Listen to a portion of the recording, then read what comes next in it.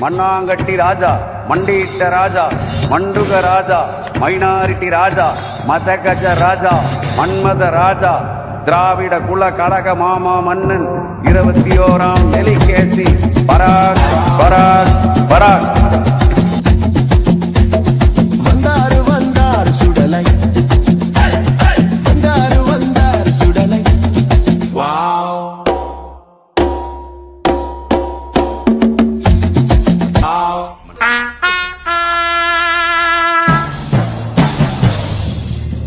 மன்னா, உங்களுக்கான அவை போல ஒரு விண்வெளி ஆண்டி வந்திருக்கிறார்.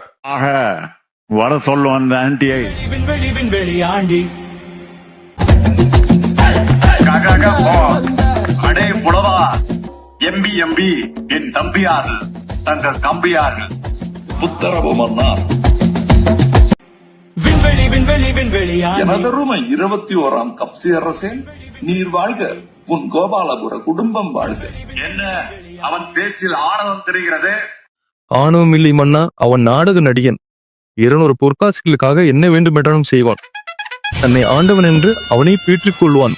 ஆக உன் பரிந்துரையா? ஆம் மன்னா. அப்படி என்றால் அவனை அன்னப்புற அடிமையாக்கி விடுவோம். அறிவாலை மின்னல் ஆயத்தில் அவடுமினி ஒரு குதிரை நமது அடிமை.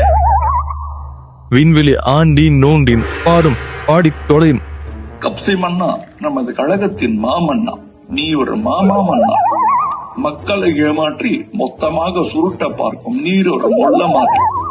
உனது மகன் ஒரு தத்தி, உமக்கு எங்கே போச்சு புத்தி? அரசியலில் நீ ஒரு முடிச்ச வைக்கி.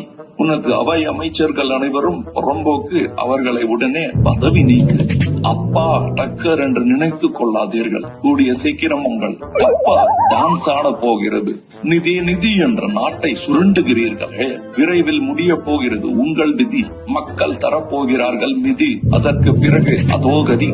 கோடிகளில் கொள்ளையடிக்கும் கேடி நீ. உங்களை சுற்றி இருக்கும் கேப்மாரிகள் உங்களை கோமாளி ஆக்குகிறார்கள். விடியல் ஆட்சி என்று பெருமைப்பட்டுக் கொள்கிறீர்கள். ஆனால் உண்மையில் இது டர்ரியல் ஆட்சி. உங்கள் உடன்பிறப்புகளால் காணாமல் போகிறது செம்பு. இன்னொரு முறை உங்களை ஆட்சியில் அமர வைக்க மக்களுக்கு இல்லை தெம்பு.